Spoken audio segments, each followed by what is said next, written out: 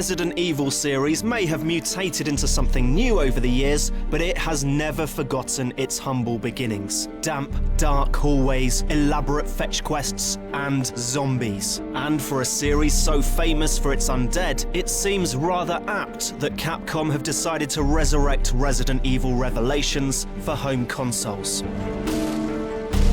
Revelations is arriving with a scant amount of actual new content. There's a harder difficulty mode, a handful of new characters for Raid, more on that later, a new enemy type and a slate of Wii U exclusive control setups. It's not exactly a generous package, but then again, it's not Revelations' key selling point. That would be the return of Resi's classic brand of survival horror.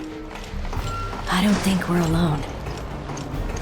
Set somewhere between Resi's 4 and 5, Revelations depicts the inception and first mission of the deep breath now Bioterrorism Security Assessment Alliance, or BSAA for abbreviation fans, or anyone just a little bit lazy. Following series regulars Chris Redfield and Jill Valentine, albeit via 2 separate interconnecting stories, the main hook of Revelations' plot is the mystery viral outbreak aboard the SS Queen Zenobia. And between that, a bioterrorism group simply titled Veltro and the artificial city island of Terragrigia. Revelations has a suitably convoluted and bonkers plotline. Nothing we wouldn't expect from the series that gave us Barry Burton and giant zombie crocodiles though. But it's all held together with enough cinematic bravado and sheer stupidity to warrant your interest and keep you playing. The Zenobia, for starters, is perhaps the best single location we've seen in a Resi game since Chris and Jill first stepped into that mansion. Back is the constant anxiety that greets you around almost every corner. Back is the sparse inventory, a lack of supplies, and precious hoarding of ammunition. Back is the realization that you will die unless you run. Did you hear that?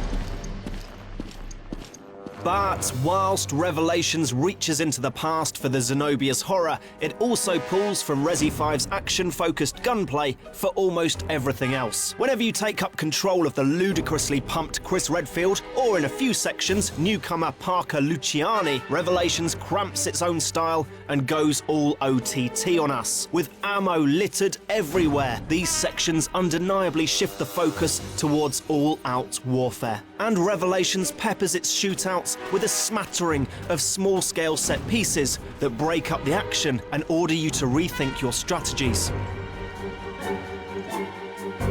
But outside of the story, the superb raid mode is now unlocked from the very beginning, and it's a great move from Capcom. Adding the now requisite arcade twist on Revelations' story levels, Raid turns the game into a full-on shooting gallery with Borderlands 2 style level progression. It was a fun extension of Revelations on the 3DS, but its inclusion right from the start now makes it nearly as enticing as the single-player campaign. Add in the ability to play co-op either locally or online, and the new playable characters and enemies, and you've got a welcome slab of content right from the get-go.